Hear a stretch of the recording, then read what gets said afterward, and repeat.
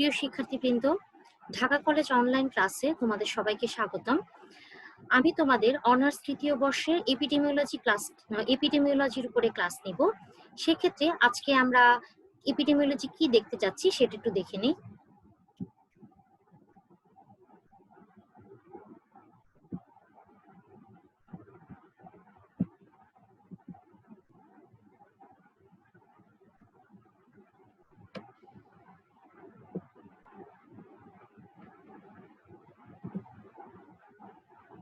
এপিডেমিওলজির আজকে আমি তোমাদেরকে এপিডেমিওলজি রিলেটেড কিছু ইস্যু এবং এপিডেমিওলজি রিলেটেড কিছু টার্ম নিয়ে আলাপ করব।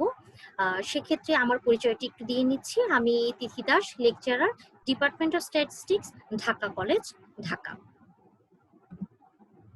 এপিডেমিওলজিতে প্রথমেই যে বিষয়টি আসবে সেক্ষেত্রে সেটি হচ্ছে হেলথ অ্যান্ড ডিজিজ। অলরেডি অন্যান্য পূর্ববর্তী ক্লাসগুলোতে তোমাদেরকে আমি এপিডেমিওলজি সম্পর্কে কিছু ধারণা দিয়েছি। আশা করি তোমরা এখন এপিডেমিওলজির সারবস্তুটি বুঝতে পারো। এখন চলে আসো হেলথ অ্যান্ড ডিজিজে। 1948 সালে হুয়ের প্রদত্ত একটি সংজ্ঞা থেকে আমরা হেলথের সম্পর্কে কিছুটা জানতে পারি। Health is a state of complete physical, mental, and social well-being, and not merely the absence of disease or infirmity. অর্থাৎ এক্ষেত্রে হুয়ের সংজ্ঞানুসারে আমরা দেখতে পাচ্ছি যে শুধুমাত্র তোমার যে রোগের উপস্থিতি থাকলে সেটাকে হেলথ স্টেট বলা হবে, বিষয়টা তা না। অর্থাৎ একটি স্বাস্থ্যকে যখন আমরা ডিফাইন করতে যাব তখন কিন্তু সেক্ষেত্রে আমার একজন মানুষের ফিজিক্যাল, মেন্টাল, সোশ্যাল সবগুলো পরিস্থিতি বা অবস্থা, ভালো পরিস্থিতি, খারাপ পরিস্থিতি সবটাই আসবে। অর্থাৎ হেলথ স্টেটকে আমরা দুইটি ভাগে ভাগ করতে পারি বা দুইটি ডাইমেনশনে ভাগ করতে পারি। একটা হচ্ছে ডিজিজ প্রেজেন্ট আর একটা হচ্ছে ডিজিজ অ্যাবসেন্ট। অর্থাৎ ডিজিজ প্রেজেন্ট থাকুক আর অ্যাবসেন্ট থাকুক, দুটোই আমার হেলথ স্টেটকে ডিনোট করবে। এবারে চলে আসো আমরা কিছু হেলথ ডাটার সোর্স সম্পর্কে জেনে নিই। আমরা যে এপিডেমিওলজির বিভিন্ন হচ্ছে রিসার্চ কন্ডাক্ট করব, সেক্ষেত্রে আমার অবশ্যই কিছু হেলথ ডাটা লাগবে, যেটার উপরে ভিত্তি করে আমরা রিসার্চ করব এবং পরবর্তীতে হচ্ছে আমাদের হচ্ছে যে রোগগুলা হচ্ছে সেগুলো কন্ট্রোল করার জন্য হচ্ছে আমরা মেজারমেন্ট স্টেপ গ্রহণ করব। ঠিক আছে, তো চলে আসি আমরা কি কি ডাটা, হেলথ ডাটা আমরা হচ্ছে ব্যবহার করতে পারি। প্রথমেই আছে বিআরএ ফেসেস, অর্থাৎ behavioural risk factor surveillance system. এটা হচ্ছে ইউএসএ ভিত্তিক একটি প্রতিষ্ঠান। ওরা সাধারণত টেলিফোন সার্ভার সিস্টেমের মাধ্যমে হচ্ছে ওদের এই ডাটা কালেকশনটা করে থাকে। সেক্ষেত্রে ওদের বিভিন্ন অঙ্গরাজ্যের হচ্ছে ডিজিজ রিস্কের হচ্ছে বিভিন্ন মেজারমেন্ট গুলা ওরা হচ্ছে ডাটা হিসেবে কালেক্ট করে রেখে দেয়। তারপরেই আছে সিডিসি ওয়ান্ডার। এটিও একটি আমেরিকান ভিত্তিক একটি প্রতিষ্ঠান। সেক্ষেত্রে এটি একটি অনলাইন ডাটাবেস ভিত্তিক অনলাইন ডাটাবেস হচ্ছে সিডিসি ওয়ান্ডার হচ্ছে প্রোভাইড করে থাকে। ওরা হচ্ছে অ্যাডহক সিস্টেমে হচ্ছে রিসার্চ করার জন্য কিছু ডাটা প্রোভাইড করে থাকে।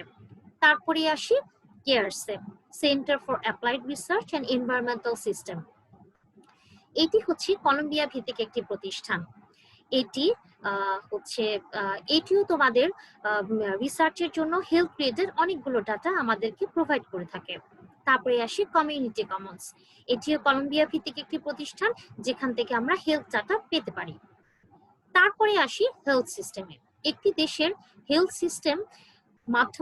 সিস্টেমের মাধ্যমে কিন্তু আমরা সেই দেশে হচ্ছে কিরকম হেলথ সম্পর্কিত সব রকম ইনফরমেশন কিন্তু আমরা পেতে পারি। সেক্ষেত্রে এই ইনফরমেশন গুলো আমরা হেলথ ডেটার একটা বড় সোর্স হিসেবে কাজ করে থাকে। তারপরে আসি ডেটা ট্রেন্ডস অ্যান্ড ম্যাপস। আমি গত ক্লাসে যখন তোমাদেরকে এপিডেমিওলজি সম্পর্কে ধারণা দিয়েছিলাম, সেক্ষেত্রে কিন্তু আমরা বলেছিলাম যে আমরা সাধারণত একটা রোগের পূর্ববর্তী বিভিন্ন হিস্ট্রি তাদের বা হচ্ছে বিভিন্ন ডেটা কালেকশন করে হচ্ছে একটা ট্রেন্ড বের করার চেষ্টা করি যে এই রোগটি পরবর্তীতে আবার কবে নাগাদ হচ্ছে আউটব্রেক করতে পারে, অথবা যে রোগটির পূর্ববর্তী নেচারের মাধ্যমে পূর্ববর্তী নেচার দেখে আমরা হচ্ছে ঠিক করি যে পরবর্তীতে কি মেজারমেন্ট নিলে আমরা হচ্ছে এই রোগটি পুনরায় যদি হচ্ছে আউটব্রেক করে আমরা কি স্টেপ নিতে পারি। ঠিক আছে, সেক্ষেত্রে কিন্তু আমরা বিভিন্ন হচ্ছে ট্রেন্ডটা বের করার চেষ্টা করি ডিজিজের, অথবা বিভিন্ন ম্যাপিং এর সিস্টেমও ইউজ করে থাকি। সো আমরা এই যে এখানে ডাটা ট্রেন্ড এবং ম্যাপসগুলো ব্যবহার করছি, এগুলাও কিন্তু হচ্ছে আমাদের যে কোনো রিসার্চের জন্য হেলথ ডাটা একটা বড় সোর্স হিসেবে কাজ করবে। তারপরেই আসি হচ্ছে ন্যাশনাল হেলথ ইন্ডিকেটরস ওয়্যারহাউস। এই ওয়্যারহাউসও হচ্ছে আমাদের হচ্ছে হেলথ ডাটার জন্য একটা বড় সোর্স হিসেবে কাজ করে। আর উল্লেখযোগ্য দুইটা বিশেষ হচ্ছে বাংলাদেশ সেন্সাস এবং বিডিএইচএস ডাটা। বাংলাদেশ সেন্সাস বা আমাদের দেশে প্রায়শই হচ্ছে বিভিন্ন সেন্সাস কন্ডাক্ট হয়ে থাকে, বিভিন্ন জরিপ হয়ে থাকে। এই জরিপের যে ডাটাগুলা সেগুলা হচ্ছে হেলথ ডাটার একটা বড় সোর্স হিসেবে কাজ করে থাকে। আর বিডিএইচএস এটা খুবই পপুলার একটা ডাটা হচ্ছে data provider, Bangladesh demographic and health survey. আমাদের অনেক রিসার্চ কাজ আমরা এই বিডিএইচএস ডাটা সেট ব্যবহার করে থাকি। তো এই গেল হচ্ছে আমাদের হচ্ছে হেলথ ডাটার বিভিন্ন সোর্স। এবার হচ্ছে আমরা কিছু টার্ম দেখব, রেটস, রেশিও অ্যান্ড প্রপোর্শন। আমরা এপিডেমিওলজিক্যাল বিভিন্ন টার্ম যখন পড়ব, সেই টার্মগুলোর সাথে এই টার্মগুলো যে রেটস, রেশিও, প্রপোর্শন খুবই ওতপ্রোতভাবে জড়িত। দেখা যাবে আমরা হয়তো কোনো কিছু একটা ডিফাইন করতে যাচ্ছি, সেই টার্ম ডিফাইন করতে গিয়ে আমার রেটস, রেশিও, প্রপোর্শনের যে বেসিকটা সেটা আমার লাগছে। তাই আমি রেটস, রেশিও, প্রপোর্শনের হচ্ছে যে আমাদের হচ্ছে রেটস, রেশিও, প্রপোর্শনের সম্পর্কে একটু জেনে নিই। প্রথমেই আসি রেশিও। রেশিও জিনিসটা কি? রেশিওটা হচ্ছে দুইটা ডিসিমিলার জিনিসকে যদি আমি কম্পেয়ার করতে চাই, তাহলে সেটা আমার রেশিও হিসেবে ডিফাইন হবে। যেমন একটা পপুলেশনে মেল আর ফিমেল আছে, এখন আমি জানতে চাচ্ছি যে মেল আর ফিমেলকে কম্পারিজন করতে চাচ্ছি, সেক্ষেত্রে আমরা একটা পপুলেশনের মাধ্যমে একটা পপুলেশন থেকে আমরা সহজেই মেল আর ফিমেলের রেশিওটা বের করে ফেলতে পারি। একটা পপুলেশনে যেমন এখানে আমি উদাহরণ হিসেবে দিচ্ছি যে ratio of female and male হচ্ছে 5:7। তারপরেই আসি প্রপোর্শন। প্রপোর্শন আর কিছুই না, এটা জাস্ট একটা পার্সেন্টেজ। যে একটা পপুলেশনে যদি আমার 100 সংখ্যক পপুলেশনের মধ্যে যদি আমার 42 জন ওমেন থাকে, তাহলে সেক্ষেত্রে আমরা বলবো যে হচ্ছে 42% ওই পপুলেশনের ওমেনের পার্সেন্টেজ হচ্ছে বা প্রপোর্শন অফ ওমেন হচ্ছে 42। ঠিক আছে, অর্থাৎ এখানে women divided by total population, অর্থাৎ 42 ডিভাইডেড বাই 100। এখানে এই যে নিউমারেটর 42 আর ডিনোমিনেটর যে 100, এখানে নিউমারেটর কিন্তু ডিনোমিনেটরে ইনক্লুড হচ্ছে, অর্থাৎ পপুলেশনের একটা অংশই কিন্তু আমার নিউমারেটরে যাচ্ছে। অর্থাৎ পপুলেশন ছিল আমার 100, সেখানকার একটি পার্ট বা পোর্শন 42 ওমেন হচ্ছে নিউমারেটরে যাচ্ছে। আচ্ছা, এরপরে চলে আসি আমরা এই রেটে। প্রপোর্শনকে যখন আমরা টাইমের বেসে হচ্ছে রিলেট করব, তখনই আমরা পেয়ে যাব হচ্ছে রেট। আর এক্ষেত্রে আমরা ডিনোমিনেটরে পার্সন ইয়ার্স ব্যবহার করে থাকি, অর্থাৎ লোক সংখ্যা এবং সময় দুটাকে যখন আমি কনসিডার করছি তখন সেটা প্রপোর্শন হয়ে যাচ্ছে। এবং এক্ষেত্রে আমরা একটা কনস্ট্যান্ট মাল্টিপ্লায়ার ব্যবহার করছি, মাল্টিপ্লাইস অফ 10। যেমন এখানে আমি একটি উদাহরণ দিয়েছি, 0.000081 যদি আমরা বলি যে রেট, সেক্ষেত্রে এটা আমাকে প্রকাশ করবে যে এটা 8.1 ডেথস পার 1 লাখ নির্দেশ করছে। এখানে 0.00081 হচ্ছে আমার প্রতি 1 লাখে ডেথের রেট। আচ্ছা, এই গেল হচ্ছে আমাদের রেটস, রেশিও, প্রপোর্শন। এবার আমরা চলে যাই পরবর্তী স্লাইডে, ইনসিডেন্স অ্যান্ড প্রিভ্যালেন্স। ডেমোগ্রাফি পড়ার জন্য ইনসিডেন্স অ্যান্ড প্রিভ্যালেন্সের সম্পর্কে প্রাথমিক ধারণা অবশ্যই একজনের থাকা প্রয়োজন। আর সেক্ষেত্রে আমরা হচ্ছে আজকে আমার ক্লাসে কিন্তু মেইন ফোকাসই মেইনলি ইনসিডেন্স এবং প্রিভ্যালেন্স নিয়ে আলাপ করা। আর আমি আজকের ক্লাসে তোমাদের চেষ্টা করব ইনসিডেন্স এবং প্রিভ্যালেন্সের বেসমেন্টটা দিয়ে দেওয়ার জন্য। তো চলে যাই আমি, ইনসিডেন্স আসলে আমার এক কথায় আমার কি বোঝানো হবে? ইনসিডেন্স আসলে আমার মেজার করে হচ্ছে রিস্ক অফ ডিজিজ, আর প্রিভ্যালেন্স জিনিসটাই হচ্ছে বার্ডেন অফ ডিজিজ। এটা হচ্ছে যদি এক কথায় আমরা হচ্ছে কোনো কিছু প্রকাশ করতে চাই, তাহলে ইনসিডেন্স বলবো হচ্ছে রিস্ক অফ ডিজিজ মেজারমেন্ট, আর প্রিভ্যালেন্স হচ্ছে বার্ডেন অফ ডিজিজ। আচ্ছা, এবার আমরা ইনসিডেন্স এবং প্রিভ্যালেন্সকে একটু ডিটেইল পড়ে নেওয়ার চেষ্টা করি। চলে আসি ইনসিডেন্সে। একটা ডিজিজকে কন্ট্রোল করার জন্য আমাদের অবশ্যই সেই ডিজিজের রিস্কটাকে মনিটর করার প্রয়োজন হয়, এবং এই মনিটরিং রিস্ক ফ্যাক্টরই হচ্ছে ইনসিডেন্স। ইনসিডেন্সের মাধ্যমে আমরা একটা ডিজিজের রিস্ককে হচ্ছে মনিটর করে থাকি। এখানে আমি ইনসিডেন্সের হচ্ছে দেখিয়েছি যে ইনসিডেন্স কিভাবে ডিফাইন করা হয়। ইনসিডেন্স হচ্ছে নাম্বার অফ নিউ কেসেসকে যদি আমি টোটাল পপুলেশন দিয়ে ভাগ করে 1000 দিয়ে গুণ দিই, তাহলেই আমরা হচ্ছে ইনসিডেন্স পেয়ে যাচ্ছি। অর্থাৎ একটা পপুলেশনের মধ্যে, একটা নির্দিষ্ট পপুলেশনের মধ্যে একটা নির্দিষ্ট সময়ে যেই সংখ্যক লোক হচ্ছে ডিজিজ দ্বারা আক্রান্ত হচ্ছে তারাই হচ্ছে নিউ কেসেস। আর সেই নিউ কেসেসকে যদি আমি টোটাল পপুলেশন দিয়ে ভাগ করে 1000 দিয়ে গুণ দিই, তাহলেই আমি কিন্তু ইনসিডেন্স প্রপোর্শনটা পেয়ে যাব। তো এক্ষেত্রে আমার কিন্তু এখানে সবচেয়ে উল্লেখযোগ্য যে বিষয়গুলো হচ্ছে সেটা হচ্ছে এখানে আমার শুধুমাত্র নিউ কেসগুলো আসবে। যেমন আমরা যদি জানুয়ারি মাসে হচ্ছে কোনো একটা হোস্টেলে হচ্ছে ডেঙ্গু আক্রান্ত স্টুডেন্টের সংখ্যা বা হচ্ছে ডেঙ্গু আক্রান্ত স্টুডেন্টের ইনসিডেন্স সংখ্যা বের করতে চাই বা ইনসিডেন্স প্রপোর্শন বের করতে চাই, সেক্ষেত্রে কিন্তু আমার ডিসেম্বর মাসে ওই হোস্টেলের ঠিক ওই স্টুডেন্টদের মধ্যে হচ্ছে কতজন হচ্ছে ডেঙ্গু আক্রান্ত ছিল ওই পুরাতন কেসটা কিন্তু আমার এখানে আসবে না। এখানে শুধুমাত্র কতজন ওই জানুয়ারি মাসে হচ্ছে একটা নির্দিষ্ট সময়ের মধ্যে হচ্ছে নতুন আক্রান্ত হয়েছে, ডেঙ্গু আক্রান্ত হয়েছে, আমার কিন্তু সেই কেসটাই আসবে। শুধুমাত্র নিউ কেসগুলা এখানে আমার কনসিডার করা হবে। তারপরে এখানে হচ্ছে একটা স্পেসিফাইড পপুলেশন হচ্ছে আসবে, অর্থাৎ একটা নির্দিষ্ট পপুলেশনের জন্য হচ্ছে এটা আমরা ইনসিডেন্সটা বের করব। আর এক্ষেত্রে আমি এখানে আরেকটা জিনিস কিন্তু বারবার লেখা আছে, পার্সনস অ্যাট রিস্ক। অর্থাৎ পপুলেশনের মধ্যে যারা আছে তারা কিন্তু ডিজিজ রিস্কে আছে। কারণ যে কোনো সময় এই যে আমরা পাশের ছবিটা আমরা একটু দেখি, ডান পাশের উপরের ছবিটা একটু দেখি, উপরের ছবিতে আমি নিউ কেসেস দিয়েছি আর নিচে দিয়েছি পার্সনস অ্যাট রিস্ক। এই যে পার্সনস অ্যাট রিস্ক এটা কিন্তু আমার পপুলেশন, যেটা হচ্ছে আমার স্পেসিফাইড পপুলেশন। এই পপুলেশনরা কিন্তু এই পপুলেশনের যে কেউ কিন্তু যে কোনো সময়ে হচ্ছে আক্রান্ত হয়ে নিউ কেসে পরিণত হতে পারে। সেক্ষেত্রে তার স্থান হয়ে যাবে সেক্ষেত্রে নিউমারেটর অর্থাৎ উপরে। ঠিক আছে, তাহলে নিউ কেসকে যখন আমি টোটাল পপুলেশন দিয়ে ভাগ করব এবং 1000 দিয়ে গুণ করবো, সেক্ষেত্রে আমি ইনসিডেন্স প্রপোর্শনটা পেয়ে যাব। আর সেক্ষেত্রে আমার নিউ কেস হচ্ছে উপরে আর হচ্ছে পার্সনস অ্যাট রিস্ক যাবে হচ্ছে নিচে। এবং সেটা অবশ্যই একটা স্পেসিফাইড টাইম পিরিয়ডে হতে হবে। সেটা হতে পারে একটা নির্দিষ্ট সেটা হতে পারে জানুয়ারি মাস, বা হতে পারে জানুয়ারি থেকে জুলাই, বা হতে পারে একটা ইয়ার, বা হতে পারে কয়েকটা ইয়ার। ঠিক আছে, তো এই গেল হচ্ছে আমার ইনসিডেন্সের মূল ধারণা। এবার আমরা চলে যাচ্ছি ইনসিডেন্সের একটি উদাহরণে। এখানে আমি দুইভাবেই হচ্ছে উদাহরণ দেওয়ার চেষ্টা করেছি। আমরা হচ্ছে প্রথমেই লেখা যে লেখাগুলো আছে সেগুলোতে একটু চলে যাই। এখানে আমি যে উদাহরণটা দিয়েছি ইনসিডেন্সের, 45 জন লোক একটা পিকনিকে অংশগ্রহণ করার জন্য প্রস্তুতি নিয়েছে।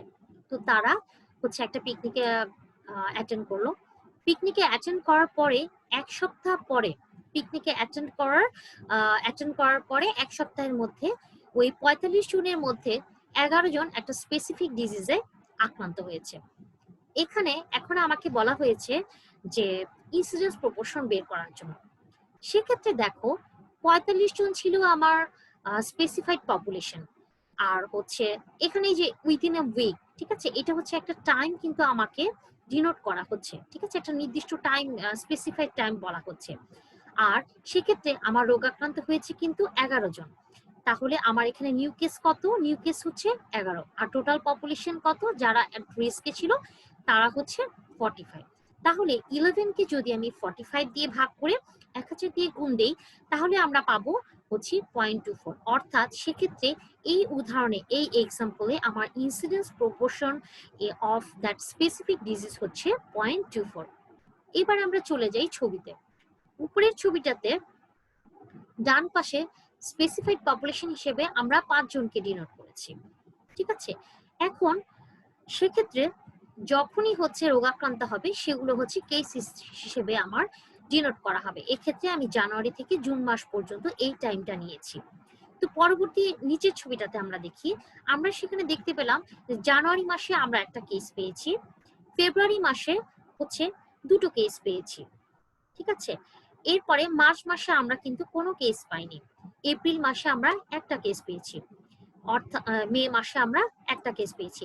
এই যে আমরা সংখ্যাগুলো যে বলছি যে জানুয়ারিতে একজন, ফেব্রুয়ারিতে 2 জন, এরা কিন্তু সব নতুন আক্রান্ত। ঠিক আছে, যে জানুয়ারিতে 1 লিখেছি, এটা কিন্তু শুধু সেই জানুয়ারি মাসের জন্য নতুন আক্রান্ত পেশেন্ট। ফেব্রুয়ারিতে যে 2 পেয়েছি, এটা কিন্তু ফেব্রুয়ারি মাসে নতুন আক্রান্ত 2 জন পেশেন্ট। ঠিক আছে, সেক্ষেত্রে ফেব্রুয়ারিতে যখন আমি মেজারমেন্ট করব যে কতজন নিউ কেস আছে, সেক্ষেত্রে কিন্তু জানুয়ারির যে 1 জন আক্রান্ত হয়েছিল সে কিন্তু এখানে আমার হিসাবে আসছে না। মার্চে আমার কোনো রোগাক্রান্ত ব্যক্তি নেই, এপ্রিলে 1 জন আক্রান্ত ছিল, মেতে আমার 1 জন আক্রান্তই আছে, জুনে কোনো আক্রান্ত নেই। এই গেল হচ্ছে আমার ইনসিডেন্সের হচ্ছে মোটামুটি ওভারঅল একটা ধারণা। এরপরে আমরা চলে যাব প্রিভ্যালেন্সে। আচ্ছা, প্রিভ্যালেন্সকে আমি ডিফাইন করেছি number of total old plus new affected cases divided by persons estimated in the population into 100।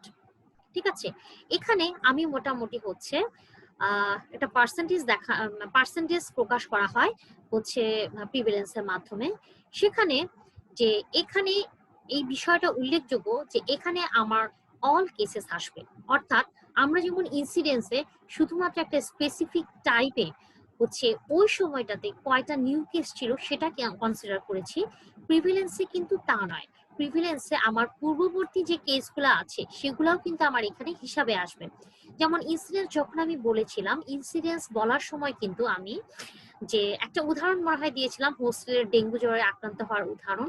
সেই ক্ষেত্রে আমি যখন জানুয়ারি মাসের এফেক্টেড কেস সংখ্যা মেজার জানুয়ারির জন্য যখন প্রিভ্যালেন্স বের করব, তখন কিন্তু আমার যে জানুয়ারি মাসের যতজন এফেক্টেড কেস ছিল তার সাথে কিন্তু ডিসেম্বরে যারা এফেক্টেড কেস ছিল মানে ওল্ড কেসেস যারা হচ্ছে এখনো হচ্ছে সেরে ওঠেনি, তারাও কিন্তু হচ্ছে আমার এখানে হচ্ছে এফেক্টেড কেস হিসেবে আসবে।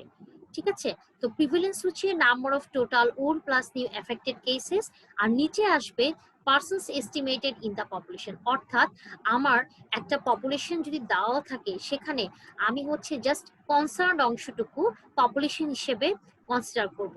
যে টোটাল পপুলেশন আছে, টোটাল পপুলেশনের মধ্যে শুধুমাত্র হচ্ছে অনেকগুলা হচ্ছে একটা এরিয়ার কথা বলা আছে, সেই এরিয়াতে শুধুমাত্র আমি বাচ্চাদের কনসিডার করছি, সেক্ষেত্রে আমার পপুলেশনের মধ্যে কিন্তু শুধু বাচ্চারা আসবে। সেক্ষেত্রে তোমার অন্য এইজের বা হচ্ছে যারা আছে অর্থাৎ বয়োবৃদ্ধ যারা আছে তারা কিন্তু আমার সেই হচ্ছে পপুলেশনের মধ্যে আসবে না, শুধুমাত্র বাচ্চারাই আমার পপুলেশন হিসেবে এস্টিমেট হবে। এই জন্যই আমি লিখেছি persons estimated in the population. আচ্ছা, এবার তাহলে হচ্ছে সেক্ষেত্রে প্রিভ্যালেন্সের জন্য হচ্ছে আমরা কি করছি যে আমরা একটা স্পেসিফাইড টাইম পিরিয়ডে একটা এস্টিমেটেড টোটাল পপুলেশনের মধ্যে হচ্ছে অল কেসেসকে ইনক্লুড করছি।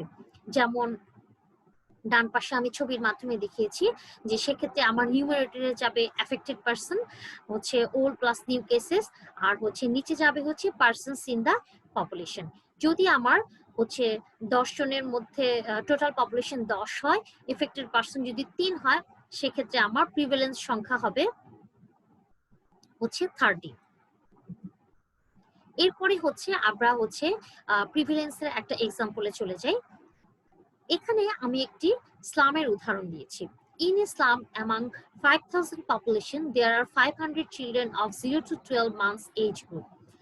একটা বস্তিতে 5,000 পপুলেশন বাস করে, 5,000 লোক বাস করে। সেক্ষেত্রে 5,000-এর মধ্যে 500 বাচ্চা আছে যারা হচ্ছে 0 থেকে 12 এই এজ গ্রুপের মধ্যে পড়ে। ঠিক আছে, এখন তাদের মধ্যে এই 500 বাচ্চার মধ্যে 50টা বাচ্চাকে হচ্ছে টিটানাস ভ্যাকসিনেশনের আন্ডারে আনা হয়েছে। এখন আমাকে জিজ্ঞেস করা হয়েছে যে ওই স্লাম ইনফেন্টস এর মধ্যে মানে হচ্ছে ওই বাচ্চাদের হচ্ছে ইনফেন্ট আমরা জানি যে 0 থেকে 12 মাস এটা হচ্ছে ইনফেন্ট হচ্ছে ডিনোট করে, হচ্ছে স্লাম ইনফেন্টদের মধ্যে হচ্ছে প্রিভ্যালেন্স পার্সেন্টেজটা কত, প্রিভ্যালেন্স টা আমরা বের করতে বলা হয়েছে। তো সেক্ষেত্রে আমার ইনফেন্ট যারা হচ্ছে ভ্যাকসিনেটেড হয়েছে, এখানে কিন্তু আমাদের পপুলেশন যদি আমি হচ্ছে ইন্ডিকেট করতে চাই, সেখানে কিন্তু আমার দুইটা সংখ্যা আছে, একটা হচ্ছে 5,000, একটা কিন্তু 500। তো আমরা কোনটা নিব, 5,000 নিব না 500 নিব? এখানে আমার এস্টিমেটেড পপুলেশন হবে কিন্তু 500, কারণ আমি হচ্ছে বাচ্চাদের হচ্ছে ভ্যাকসিনেশনের কথাটা এখানে এনেছি। যেহেতু আমার শুধু বাচ্চারাই এসছে, তাই 5,000 আমার এখানে পপুলেশন হবে না, আমার পপুলেশন হবে 500।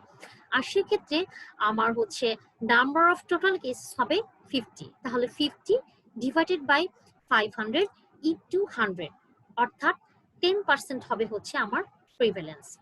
এবার আমি চলে যাই হচ্ছে ছবিতে। ছবিতে আমি হচ্ছে প্রিভিলেন্সটা একটু দেখানোর চেষ্টা করছি। এখানে আমার হচ্ছে আমরা এখানে অ্যাজাম্পশন করে নিচ্ছি 5 জনের পপুলেশন। সেক্ষেত্রে আমার হচ্ছে এখানে আমি দ্বিতীয় ছবিতে দেখতে পাচ্ছি যে জানুয়ারি মাসে আমার একটি কেস ছিল। এই লোকটি অ্যাফেক্টেড হওয়ার পরে, এই কেসটা অ্যাফেক্টেড ডিজিজ আক্রান্ত হওয়ার পরে হচ্ছে রোগ হচ্ছে আরোগ্য লাভ করেছে হচ্ছে মে মাসে। ঠিক আছে, এক্ষেত্রে আমার টাইম ইন্টারভালটা হচ্ছে জানুয়ারি থেকে জুন। আচ্ছা, ফেব্রুয়ারি মাসে আমি হচ্ছে আরেকটি কেস পেয়েছি, যেই লোক আরেকটি কেস পেয়েছি, এবং ফেব্রুয়ারি মাসের হচ্ছে উপরে যেই হচ্ছে ব্যক্তিটিকে দেখানো হচ্ছে, সেক্ষেত্রে সে রোগাক্রান্ত হয়ে হচ্ছে আরোগ্য লাভ করেছে হচ্ছে এপ্রিল মাসে। তারপরে আরেকটি ফেব্রুয়ারি মাসে আরেকটি কেস আমি পেয়েছি, যেটা হচ্ছে আরোগ্য লাভ করেছে হচ্ছে মার্চ মাসে। মার্চ মাসে আমি কোনো নতুন কেস পাইনি, অর্থাৎ মার্চ মাসে কেউ রোগাক্রান্ত হয়নি।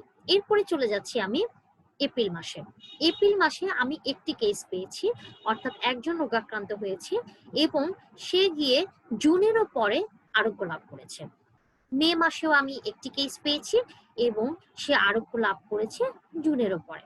এখন আমি এই সিনারিও থেকে প্রিভিলেন্স সংখ্যাগুলো দেখতে চাচ্ছি যে এখানে এই কেসগুলোর মধ্যে প্রিভিলেন্স কেস আমার কয়টা। ঠিক আছে, তো প্রথমেই আসি জানুয়ারি মাসে। তো জানুয়ারি মাসে আমার এফেক্টেড লোক ছিল একজন, যেহেতু সে এফেক্টেড হয়েছে তো সেক্ষেত্রে আমার প্রিভিলেন্স হচ্ছে 1। ঠিক আছে, ফেব্রুয়ারি মাসে কিন্তু আমার এফেক্টেড হয়েছে 2 জন, কিন্তু যেহেতু প্রিভিলেন্সে আমার ওল্ড কেস গুলাও হচ্ছে এখানে কনসিডার করা হয়, তাই জানুয়ারি মাসের যে কেসটা ছিল এবং ফেব্রুয়ারিতে গিয়ে সে কিন্তু আরো তখনও রোগাক্রান্ত। ঠিক আছে, সো এই কেসটাও এখানে আমার আসছে, তাহলে সেক্ষেত্রে আমার প্রিভিলেন্স সংখ্যা হবে কিন্তু 3টা। ঠিক আছে, এরপরে চলে যাই আমি মার্চে। মার্চে আমার নতুন কোনো কেস নেই। নতুন কোনো কেস না থাকলেও আমি কিন্তু দেখতে পাচ্ছি যে জানুয়ারি মাসের ওই লোকটা মার্চ মাসে তখনও রোগাক্রান্ত এবং রোগাক্রান্ত আরোগ্য লাভ তো করেইনি, রোগাক্রান্ত। এবং ফেব্রুয়ারি মাসে যে 2 জন এফেক্টেড ছিল তারাও কিন্তু রোগাক্রান্ত এবং একজন মার্চে গিয়ে আরোগ্য লাভ করেছে।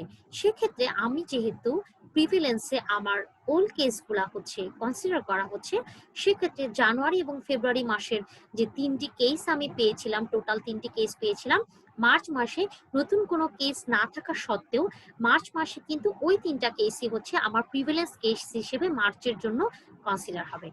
সো মার্চ মাসে আমার প্রিভিলেন্স কেস হচ্ছে 3টা, যদিও এখানে নিউ কেস 0, কিন্তু ওল্ড কেস আমার 3টা আছে, তাই 3 + 0 এখানে হচ্ছে আমার প্রিভিলেন্স কেস 3। এরপরে চলে আসি আমি এপ্রিল মাসে। এপ্রিল মাসে আমার নিউ কেস হচ্ছে 1টা। আচ্ছা, সেক্ষেত্রে আমি দেখতে পাচ্ছি যে জানুয়ারি মাসে যে রোগাক্রান্ত ব্যক্তি ছিল সে কিন্তু এপ্রিল মাসে রোগাক্রান্তই রয়ে গেছে। ঠিক আছে, এবং কেস 2 এ কিন্তু হচ্ছে রোগাক্রান্ত হয়েছে এবং এপ্রিলে এসে সে হচ্ছে আরোগ্য লাভ করেছে। কিন্তু এমন কিন্তু নয় যে সে পূর্ববর্তী মাসে হচ্ছে আরোগ্য লাভ করেছে, সে কিন্তু এপ্রিলের অন্তর্ভুক্তই আছে। ঠিক আছে, এপ্রিলের পরবর্তী কোনো এক সময়ে হয়তো সে আরোগ্য লাভ করেছে। আর হচ্ছে এই যে ফেব্রুয়ারি যে লোকটা ছিল, এই যে এই কেসটা, এটা কিন্তু মার্চে গিয়ে সম্পূর্ণ আরোগ্য লাভ করে ফেলেছে। যেহেতু সে মার্চে গিয়ে আরোগ্য লাভ করে ফেলেছে, সে কিন্তু এপ্রিলে আর কেস হিসেবে হচ্ছে ইনক্লুডেড হবে না। সেক্ষেত্রে আমার হচ্ছে এই যে কেস 1, ঠিক আছে, এবং এই যে কেস 2 এবং হচ্ছে এপ্রিলে হচ্ছে নতুন এই যে কেসটা, এই 3টি কেস মিলে এই কেসটা এবং এই কেসটা, অর্থাৎ জানুয়ারি মাসের কেসটা, ফেব্রুয়ারি মাসের একটা কেস এবং হচ্ছে এপ্রিলের এই নতুন কেস, এই 3টা কেস মিলে হচ্ছে এই 3 হবে হচ্ছে আমার এপ্রিলের জন্য হচ্ছে প্রিভিলেন্স। এখানে আমি আবারও বলছি, ফেব্রুয়ারির যে এই কেসটি আছে, এই কেসটি কিন্তু সেকেন্ড যে কেসটি ফেব্রুয়ারির, এই সেকেন্ড কেসটি কিন্তু আমার হচ্ছে এপ্রিলের কেসে ইনক্লুড হচ্ছে না, কারণ হচ্ছে যে ফেব্রুয়ারির সেকেন্ড কেসটা হচ্ছে মার্চ মাসে গিয়ে সম্পূর্ণ আরোগ্য লাভ করে ফেলেছে, এ আমার এই হিসাবে এপ্রিলের হিসাবে আসবে না। এরপরে আমি চলে আসি মেতে। আচ্ছা, এখন মেতে যখন আমি প্রিভেলেন্স সংখ্যা বের করতে যাব, এখানে আমি দেখব কারা কারা রোগাক্রান্ত হচ্ছে ছিল বা হচ্ছে এই মাসে এসেই হচ্ছে হয়তো আরোগ্য লাভ করেছে এরকম, ঠিক আছে। তো এখানে কেস 1 হচ্ছে মে পর্যন্ত এসছে, তাই এই এই কেস 1 জানুয়ারি মাসে যে কেস 1 এটা এখানে ইনক্লুড হবে। তারপরে কেস 2 যেটা ফেব্রুয়ারি মাসে এফেক্টেড হয়েছিল সে কিন্তু আমার মে মাসে হিসাবে আসবে না, কারণ এই কেস 2 ফেব্রুয়ারির যে কেস 2 ছিল, কেস 2 কিন্তু এপ্রিলে গিয়ে আরোগ্য লাভ করে ফেলেছে, তাই সে মে মাসের হিসাবে আসবে না। তারপরে হচ্ছে আসি আমি কেস 3 তে। কেস 3 ও কিন্তু আমার মার্চে আরোগ্য লাভ করে ফেলেছে, সে মে পর্যন্ত আসতেই পারেনি, তাই আমার এই সেকেন্ড থার্ড কেস যেটা সেটা হচ্ছে আমার মেয়ের হিসাবে আসবে না। তারপরে আসি আমি কেস 4 এ। কেস 4 কিন্তু আমার হচ্ছে এপ্রিল মাসে রোগাক্রান্ত হয়ে মে মাসেও কিন্তু সে রোগাক্রান্ত, সে কন্টিনিউ করছে তার রোগ। সেক্ষেত্রে আমার এই হচ্ছে এপ্রিলের যে কেসটা আছে অর্থাৎ এপ্রিলের যে কেসটা অর্থাৎ 4 নাম্বার কেসটা কিন্তু আমার মেয়ের হিসাবে মেয়ের প্রিভেলেন্স কেস হিসাবে আসবে। আবার মে মাসে কিন্তু আমার নতুন একটা কেস আছে, তাই এই নতুন কেস এবং এপ্রিলের এই 4 নাম্বার কেস এবং জানুয়ারি মাসের 1 নাম্বার কেস, এই 3টি কেস হচ্ছে আমার এই মে মাসের প্রিভিলেন্স কেস হিসেবে হচ্ছে ইনক্লুড হবে, ঠিক আছে। তো এরপরে আমি চলে যাই জুন মাসে। জুন মাসে কিন্তু আমার নতুন কোনো কেস নেই, সেক্ষেত্রে জুন মাসে হচ্ছে যে রোগাক্রান্ত আছে অর্থাৎ এপ্রিলের যে হচ্ছে যার রোগ কন্টিনিউ করছে এবং মে মাসে যার রোগ কন্টিনিউ করছে, জুন মাসে এই দুইজনের হিসাবে শুধুমাত্র আমরা প্রিভিলেন্সের জন্য ইনক্লুড করব। সেক্ষেত্রে কিন্তু আমার কেস 1 থেকে কেস হচ্ছে 3 পর্যন্ত আমি হচ্ছে ইনক্লুড করব না, কারণ কেস 1 হচ্ছে আমার মে মাসে আরোগ্য লাভ করে ফেলেছে, কেস 2 হচ্ছে এপ্রিল মাসে আরোগ্য লাভ করেছে এবং কেস 3 কিন্তু আমার মার্চ মাসে আরোগ্য লাভ করে ফেলেছে। তারা হচ্ছে জুন মাস পর্যন্ত আসতেই পারেনি, তার আগেই আগের মাসগুলোতেই তারা আরোগ্য লাভ করে ফেলেছে। তাই জুন মাসে আমার নতুন কেস নেই এবং ওল্ড কেস যারা আছে, যেহেতু আমার প্রিভিলেন্সে ওল্ড কেস গুলা হচ্ছে ইনক্লুড হয়, তাই এপ্রিলের 4 নাম্বার কেস এবং মেয়ের যে 5 নাম্বার কেস আছে এই দুইটা কেসই হচ্ছে আমার জুনে গিয়ে হিসাব হবে। সেক্ষেত্রে জুনের প্রিভিলেন্স সংখ্যা হবে হচ্ছে 2, ঠিক আছে। তো এই গেল হচ্ছে আমার মোটামুটি প্রিভেলেন্স। এখন আমি ইনসিডেন্স আর প্রিভেলেন্স একসাথে একটা রিপ্রেজেন্টেশনের মাধ্যমে দেখানোর চেষ্টা করব, তাতে করে আমি আশা করি তোমাদের এই যে কেস কোনটা হচ্ছে ইনসিডেন্সের মধ্যে ইনক্লুড হচ্ছে কোনটা প্রিভিলেন্সের মধ্যে ইনক্লুড হচ্ছে এই জিনিসটা তোমাদের আরেকটু ক্লিয়ার হবে। তবে চলে যাই আমি পরবর্তী স্লাইডে। আচ্ছা, এখানে আমার হচ্ছে জানুয়ারির 1 তারিখ থেকে ডিসেম্বরের 31 তারিখ পর্যন্ত এই স্পেসিফাইড টাইমের মধ্যে হচ্ছে একটা নির্দিষ্ট হোস্টেলে বা হচ্ছে যে কোনো নির্দিষ্ট পপুলেশনের জন্য জন্ডিস রোগের ইনসিডেন্স আর প্রিভেলেন্স সংখ্যাটা হচ্ছে কোন কেসগুলা ইনসিডেন্সের মধ্যে যাবে কোন কেসগুলা প্রিভেলেন্সের মধ্যে যাবে সেগুলো দেখানোর চেষ্টা করেছি। তো আসো আমরা দেখি এখানে কেসগুলা হচ্ছে কিভাবে কখন আক্রান্ত হচ্ছে এবং কখন হচ্ছে আরোগ্য লাভ করছে, সেক্ষেত্রে এগুলো আমরা একটু ফার্স্টে দেখে নিই, ঠিক আছে। তো এখানে হচ্ছে জানুয়ারি 1, এই নীল দাগটা দিয়ে আমি জানুয়ারি 1 এই দিনটাকে হচ্ছে ডিনোট করেছি এবং এখানে এই নীল দাগটা দিয়ে ডিসেম্বরের 31 তারিখে হচ্ছে দিনটাকে ডিনোট করেছি। তো এখানে আমার একজন ব্যক্তি রোগাক্রান্ত হয়েছে জানুয়ারির পূর্ববর্তী সময়ে কোনো এক সময়ে রোগাক্রান্ত হয়েছে এবং সে হচ্ছে আরোগ্য লাভ করেছে ডিসেম্বর 31 তারিখেরও পরে। এটা হচ্ছে আমার কেস 1। এরপরে আসি আমি আরেকজন ব্যক্তি, সে হচ্ছে জানুয়ারি 1-এর অনেক আগে হচ্ছে রোগাক্রান্ত হয়েছে এবং জানুয়ারি পরবর্তী কোনো বছরের মাঝামাঝি সময়ে বা হচ্ছে বছরের প্রথম দিকে বা যে কোনো বছরের যে কোনো একটা সময় হচ্ছে সে আরোগ্য লাভ করেছে। এটা হচ্ছে আমার কেস 2। আরেকটি কেস আমার এখানে আছে যে হচ্ছে এই জানুয়ারি থেকে ডিসেম্বরের মধ্যবর্তী কোনো সময়ে হচ্ছে রোগাক্রান্ত হয়েছে এবং ডিসেম্বরের আরো পরে ডিসেম্বরের পরবর্তীতে বা হচ্ছে পরবর্তী বছরে হচ্ছে রোগাক্রান্ত হচ্ছে তোমার আরোগ্য লাভ করেছে। এটা হচ্ছে আমার কেস 3। এরপরে হচ্ছে কেস 4 হচ্ছে জানুয়ারি থেকে ডিসেম্বরের এই বছরের মধ্যবর্তী কোনো একটা সময় রোগাক্রান্ত হয়ে আবার এই মধ্যবর্তী সময়ে হচ্ছে সে আরোগ্য লাভ করেছে। তোমরা এই উদাহরণটা একটু ভালো করে দেখো, তাহলে কোন কোন কেসগুলো আমার ইনসিডেন্সের মধ্যে আসবে, কোন কোন কেসগুলো আমার প্রিভিলেন্সের মধ্যে আসবে, এটা একটা স্বচ্ছ ধারণা তোমরা পাবে, একই সাথে পাবে। ঠিক আছে?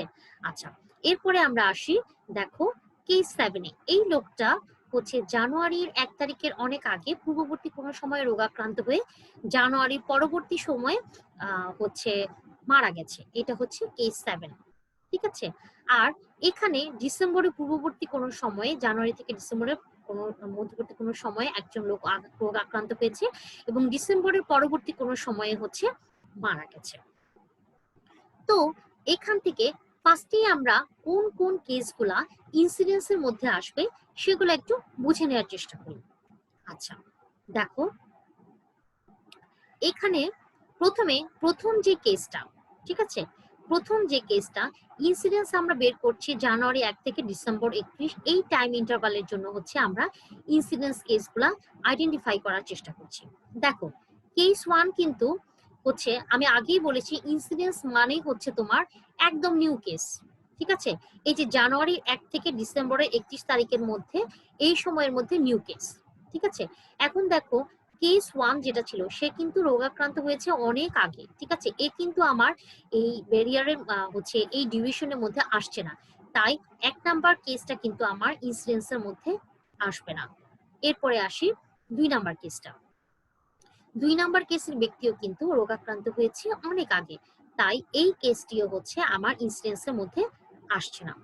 এখন দেখো 3 নাম্বার কেসটা এই জানুয়ারি থেকে ডিসেম্বরের মধ্যবর্তী কোনো সময়ে কিন্তু রোগাক্রান্ত হয়েছে, অর্থাৎ আমার যে হচ্ছে নির্দিষ্ট করে দেওয়া টাইম ইন্টারভাল জানুয়ারি 1 থেকে ডিসেম্বরের 31 তারিখ পর্যন্ত, এই টাইমের জন্য ইনসিডেন্স আমরা বের করছি, তাই এইটা কিন্তু আমার নিউ কেস হিসেবে, এই যে 3 নাম্বার কেসটা নিউ কেস হিসেবে হচ্ছে ইনক্লুড হবে, অর্থাৎ ইনসিডেন্সের মধ্যে আমার 3 নাম্বার কেসটা পড়ছে।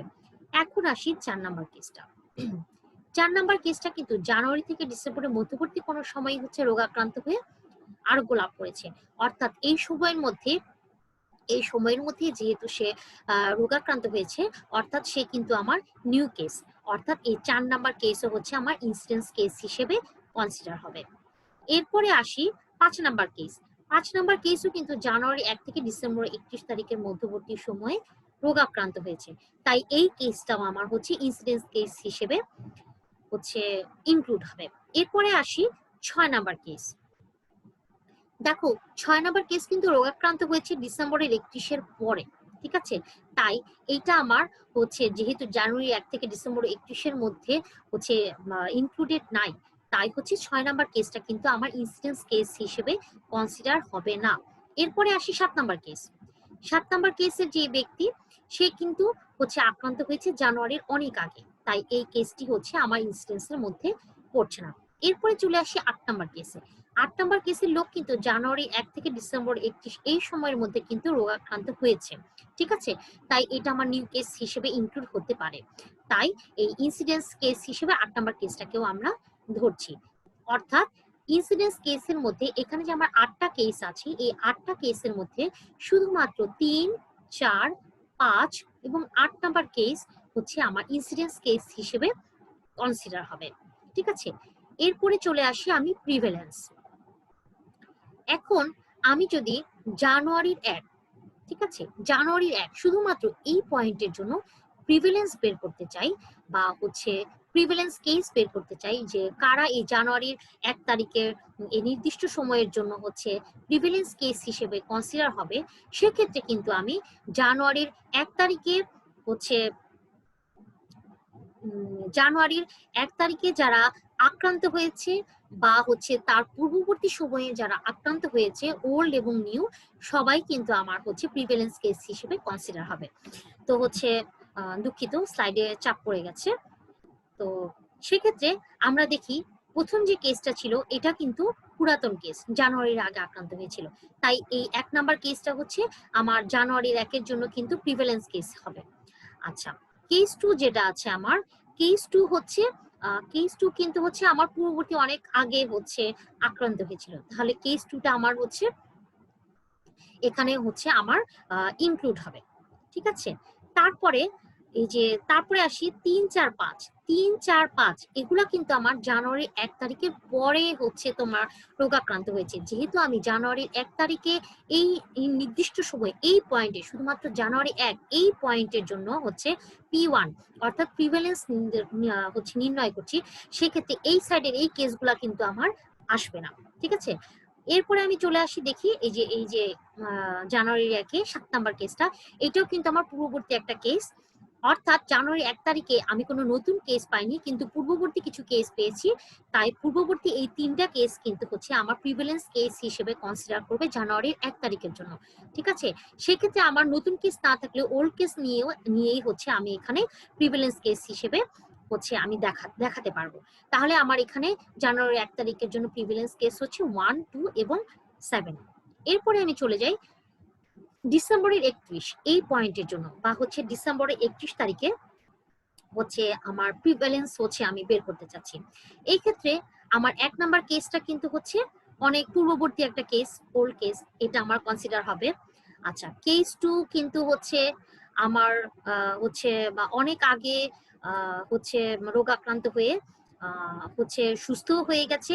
সুস্থ হয়ে যাওয়ার পরেও কিন্তু হচ্ছে এই কেসটা সে হচ্ছে সুস্থ হয়ে গেছে, আবার নতুন করে আক্রান্ত হয়ে হচ্ছে রোগাক্রান্ত হয়ে যে ডিসেম্বরের ৩১-এর পরে হচ্ছে সে ডিসেম্বর ৩১ তারিখের পরে সে হচ্ছে আরোগ্য লাভ করেছে, এই কেসটাও আসবে।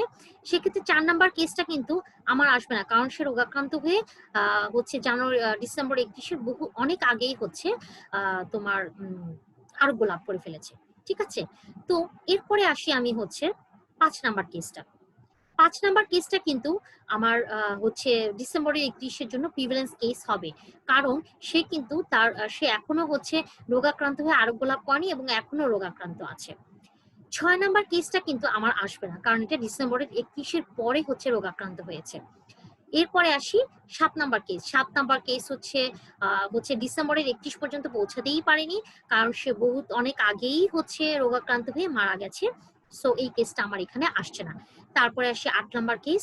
৮ নাম্বার কেসে হচ্ছে তোমার ডিসেম্বরের ৩১-এর পূর্ববর্তী সময়ে হচ্ছে রোগাক্রান্ত হয়ে ডিসেম্বরের ৩১-এ সে রোগাক্রান্ত ছিল। সেক্ষেত্রে হচ্ছে এই ডিসেম্বরের ৩১-এর এই ৮ নাম্বার কেসটা কিন্তু আমার ইনক্লুড হবে। অর্থাৎ ১ number case, ৩ number case, ৫ number case এবং ৮ নাম্বার কেস, এই কেসগুলাকে আমি ডিসেম্বরের ৩১-এর জন্য এই পয়েন্ট প্রিভিলেন্সের জন্য হচ্ছে কেস হিসেবে কনসিডার করব। তাহলে মোটামুটি আর যদি আমি চাই যে জানুয়ারির ১ থেকে ডিসেম্বর ৩১ তারিখ পর্যন্ত এই টাইম ইন্টারভালের মধ্যে আমি প্রিভিলেন্স দেখব, সেক্ষেত্রে কিন্তু আমার কেস 1 আসবে, কেস 2 আসবে, কেস 3 আসবে, কেস 4 আসবে, কেস 5 আসবে। কিন্তু কেস 6 কিন্তু আমার আসবে না, কারণ কেস 6 এই জানুয়ারি ১ থেকে ডিসেম্বরের ৩১, যেহেতু আমি হচ্ছে এই ইন্টারভালের জন্য প্রিভিলেন্স করছি। একটু আগে কিন্তু আমরা দেখেছি শুধুমাত্র পয়েন্ট প্রিভিলেন্স, অর্থাৎ জানুয়ারির ১-এর জন্য প্রিভিলেন্স আর হচ্ছে এই ডিসেম্বরের ৩১-এর জন্য ইন্ডিভিজুয়াল দুইটা আলাদা আলাদা পয়েন্টে হচ্ছে প্রিভিলেন্স দেখেছি। আর এখন আমরা দেখছি কিন্তু যে জানুয়ারি ১ থেকে ডিসেম্বর ৩১ এই টাইম ইন্টারভালের জন্য প্রিভিলেন্স। ঠিক আছে? তো সেক্ষেত্রে দেখছি আমরা যে ১ number, ২ number, ৩ number, ৪ number, ৫ number এই কেসগুলো প্রিভিলেন্স কেস হিসেবে আসবে, কিন্তু ৬ নাম্বারটা প্রিভিলেন্স কেস হিসেবে আসবে না, কারণ এটা ডিসেম্বরের ৩১-এর পরবর্তী সময়ে হচ্ছে রোগাক্রান্ত হয়েছে। এরপরে আসি ৭ নাম্বার কেস। এরপরে ৭ নাম্বার, ৮ নাম্বার কেসটাও কিন্তু আমার হচ্ছে প্রিভিলেন্স কেস হিসেবে আসবে। কারণ হচ্ছে দেখো জানুয়ারি ১ তারিখে এই ৭ নাম্বার কেসটা কিন্তু রোগাক্রান্ত ছিল। আর জানুয়ারি ১ তারিখ থেকে যেহেতু ডিসেম্বরের ৩১ তারিখ পর্যন্ত এই ইন্টারভালের জন্য যখন আমি প্রিভিলেন্স করব, তখন কিন্তু হচ্ছে এই যে ৭ নাম্বার কেসটা যদিও হচ্ছে এই ইন্টারভালের মধ্যে মারা গেছে, কিন্তু সে কিন্তু জানুয়ারির ১ তারিখে হচ্ছে রোগাক্রান্ত ছিল। তাই এই কেসটা আমার ইনক্লুড হবে। ইভেন হচ্ছে এই যে ৮ নাম্বার কেসটা, যেটা হচ্ছে জানুয়ারি ১ থেকে ডিসেম্বর ৩১ তারিখ মধ্যবর্তী কোনো একটা সময় রোগাক্রান্ত হয়েছিল এবং ডিসেম্বরে ৩১ তারিখে রোগাক্রান্ত ছিল, হচ্ছে এবং পরবর্তীতে কোনো সময়ে হচ্ছে মারা গেছে, কিন্তু 31 তারিখে কিন্তু রোগাক্রান্ত ছিল, অর্থাৎ জানুয়ারি 1 থেকে ডিসেম্বর 31 তারিখের মধ্যে তার অবস্থান আছে ওই কেসটা। তাই হচ্ছে এই কেসটাও হচ্ছে আমার এই জানুয়ারি 1 থেকে ডিসেম্বর 31 তারিখ এই ইন্টারভালের জন্য যদি আমি প্রিভ্যালেন্স বের করতে চাই, সেক্ষেত্রে প্রিভ্যালেন্স কেস হিসেবে কনসিডার হবে। তো এই ছিল হচ্ছে মোটামুটি ইনসিডেন্স এবং প্রিভ্যালেন্সের কিছু ধারণা। তো আশা করি যে তোমরা ইনসিডেন্স এবং প্রিভ্যালেন্স সম্পর্কে এবং হচ্ছে ধারণা পেয়েছো। কোন কোন কেসগুলো আমরা যখন ইনসিডেন্স প্রিভ্যালেন্স একটা পপুলেশনের জন্য বের করব, এখন তোমরা খুব ইজিলি ইন্ডিকেট করতে পারবে যে কোন কোন কেসগুলো আমরা ক্যালকুলেশনের জন্য হচ্ছে ইনক্লুড করব। সাথে সাথে হচ্ছে কি কি ডেটা সোর্স আমরা একটা হচ্ছে সার্ভে করা একটা রিসার্চ করার জন্য হচ্ছে কি কি হেলথ ডাটা আমরা ব্যবহার করতে পারবো ডেমোগ্রাফিক কাজে, ডেমোগ্রাফিক অ্যানালাইসিসের ক্ষেত্রে, সেক্ষেত্রে কিছু সোর্সেরও আশা করি আমরা হচ্ছে ধারণা পেয়েছি। তো আজকে এই পর্যন্তই, পরবর্তী ক্লাসে তোমাদের সাথে আবারও দেখা হবে। সেক্ষেত্রে ভালো থেকো, সুস্থ থেকো।